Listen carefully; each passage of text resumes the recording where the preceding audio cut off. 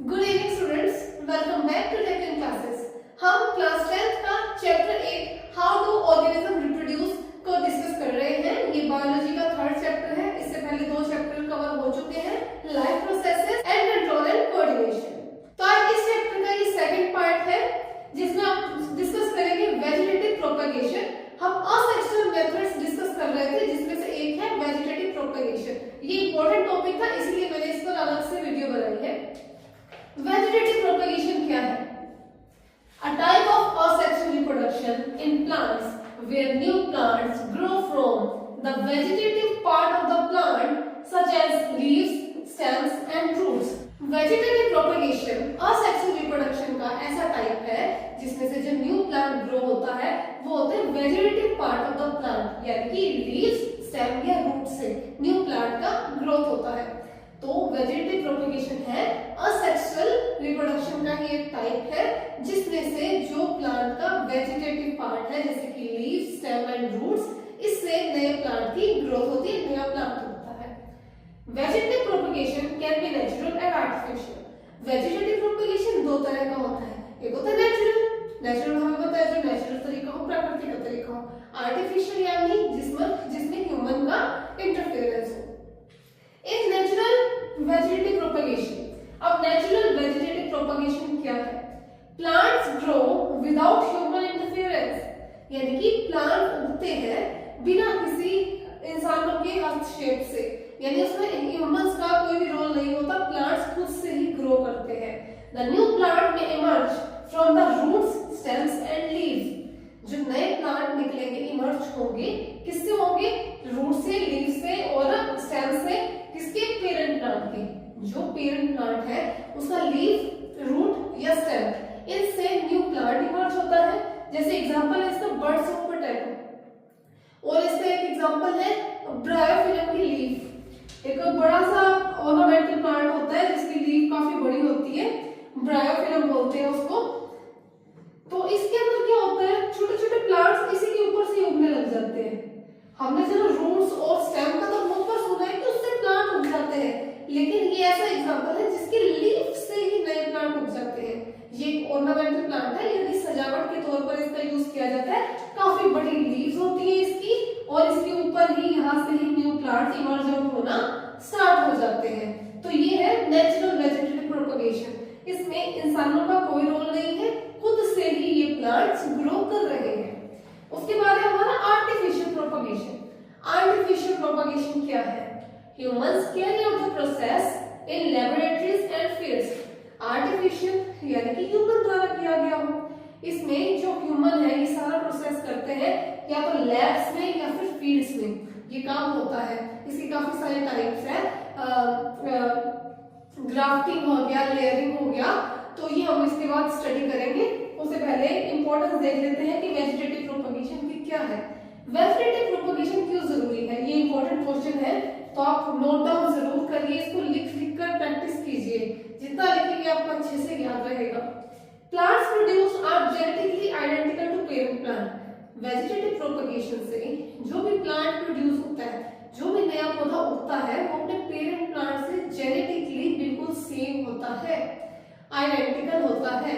जो भी नया पौधा उगेगा वो जो उनका पेरेंट प्लांट है उससे बिल्कुल सेम रहता है जेनेटिकली, यानी उसका जो डीएनए का ट्रांसफर हुआ है वो सेम जेनेटिक इंफॉर्मेशन उसमें होती है और वो बिल्कुल सेम दिखता है अपने पेरेंट प्लांट की जैसे।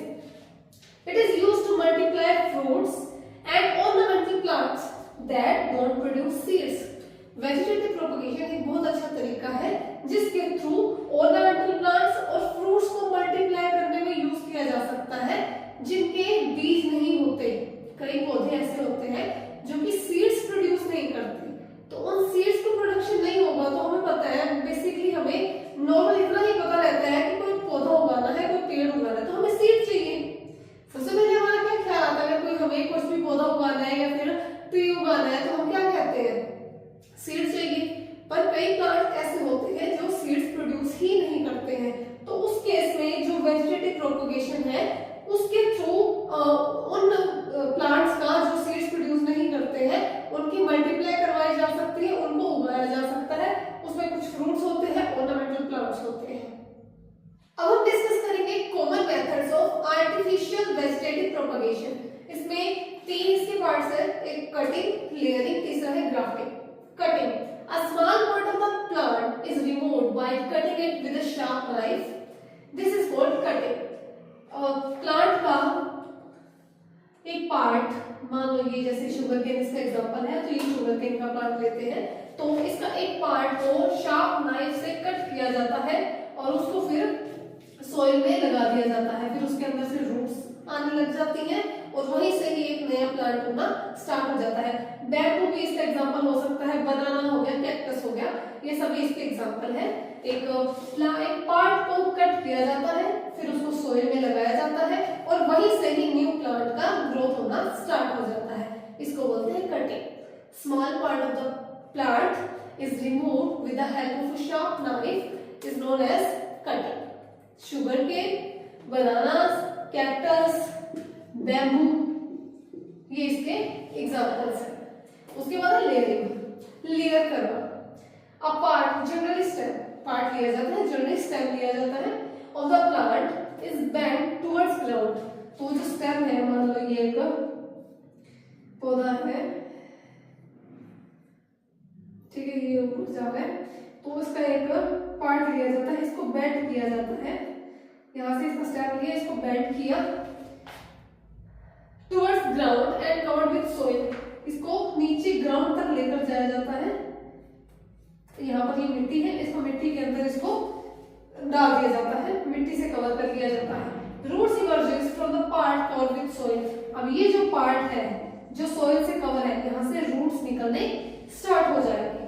This attached stem with developing root is known as layer. अब ये जो अटैच स्टेम है, इसके नए रूट्स उगना शुरू हो गए हैं, इसको बोला जाता है लेयर। यानी एक प्लांट है, उसको लिया गया, उसका जो स्टेम था उसको बेंड किया गया ग्राउंड की तरफ, उस ग्राउंड में फिर उसको मिट्टी से कवर कर दिया गया, एक पार्ट को उसको ग्राउंड में डाल दिया गया, उसको मिट्टी से कवर कर दिया गया, वहां से क्या होगा, नई रूट्स निकलना शुरू हो जाएंगी, जिसको लेयर बोला जाता है। फिर उसके थ्रू न्यू प्लांट होना शुरू हो जाएगा, तो वहां से नया प्लांट होना शुरू हो जाएगा। इसके एग्जांपल है जैस्मिन, लेमन। तो इन्हीं का प्लांट लिया जाता है, उसकी स्टेम को बेंड किया जाता है टुवर्ड्स द ग्राउंड, सॉइल से कवर किया जाता है, वो जो स्टेम है और जो रूट्स इमर्ज हो गए हैं उसमें से, उसको बोला जाता है लेयर। तो वो है लेयरिंग। लेयरिंग से भी नए पौधे उगाए जाते हैं। ये आर्टिफिशियल प्रोपगेशन के मेथड है। अब हम तीसरा डिस्कस करेंगे, ग्राफ्टिंग। थर्ड मेथड है grafting, a method in which stem of two plants, one with roots and other without roots, are joined and are allowed to grow as a single plant। यानी कि दो plants लिए जाते हैं, एक को तो रूट के साथ लिया जाता है और दूसरे को सिर्फ ऊपर वाला पार्ट इसका लिया जाता है, यानी कि स्टेम वाला पार्ट लिया जाता है, रूट्स नहीं होते हैं जिसके। इन दोनों को ज्वाइंट कर दिया जाता है, ठीक है, ये प्लांट 1 हो गया, ये प्लांट 2 है, इनको ज्वाइंट कर दिया जाता है, ठीक है। इसको बोला जाता है स्टोक, रूट वाले पार्ट को स्टोक बोला जाता है और दूसरे को शाइन बोला जाता है। इनको ज्वाइन कर दिया जाता है और फिर एक न्यू प्लांट तैयार हो जाता है, इसको हाइब्रिड प्लांट्स भी बोला जाता है। यानी दो प्लांट्स लेने हैं, अलग अलग तरह के स्टेम ही लेने हैं। एक स्टेम होगा जिसके साथ रूट्स अटैच होंगे, दूसरा स्टेम जिसके साथ रूट अटैच नहीं होगी, यानी कि एरियल पार्ट होगा। उनको ज्वाइन कर दिया जाता है, यहाँ पर क्लॉथ से या फिर वैक्स लगाकर या कुछ बांधकर उनको ज्वाइन कर दिया जाता है और फिर कुछ टाइम बाद एक न्यू प्लांट उग जाता है, जिसको हाइब्रिड प्लांट भी हम कहते हैं, कि नई किस्म उग जाती है कि दो प्लांट्स को मिक्स किया, एक नया प्लांट तैयार हो गया। इसको बोला जाता है ग्राफ्टिंग। एप्पल में, पेयर में ये देखा जा सकता है। यानी एक प्लांट ले लिया जो बहुत ज्यादा मीठा है, जैसे मैंगो का ले लिया, एक जो बिल्कुल रसदार मीठे आम है उसका पार्ट ले लिया, दूसरा ले लिया कि जिसका साइज बड़ा है या कुछ कलर अच्छा है उसका ले लिया। दोनों को मिक्स करके एक नया प्लांट तैयार हो जाएगा, एक नए किस्म का मैंगो बन जाएगा, जिसको हाइब्रिड बोलेंगे। एडवांटेजेस क्या है आर्टिफिशियल प्रोपगेशन के? जो न्यू प्लांट्स होगा वो एग्जैक्टली सेम होगा पेरेंट प्लांट के, जो नया प्लांट बनेगा वो पेरेंट प्लांट के जैसा ही दिखेगा। Plants grown by this process needs less attention. इसके थ्रू आर्टिफिशियल प्रोपगेशन से जो प्लांट उगाए जाते हैं उनको ज्यादा ध्यान देने की जरूरत नहीं होती है उसको ज्यादा केयर नहीं चाहिए, अटेंशन नहीं चाहिए, वो इजीली ग्रो कर जाते हैं। Many plants can grown by same plant, बहुत सारे प्लांट्स उगाए जा सकते हैं एक ही प्लांट से। जैसे लेयरिंग था, अलग अलग जगह उसको लेयर कर दिया, तो एक ही प्लांट था ना मेन तो हमारे पास, उसको जितना उसको स्टेम जा सकता है वहां पे लेयर कर दिया, तो हम नए कितने सारे प्लांट्स उससे उगा सकते हैं।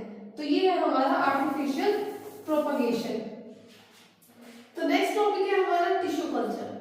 The production of new plant from small piece of plant tissue removed from a growing plant which is grown under suitable medium।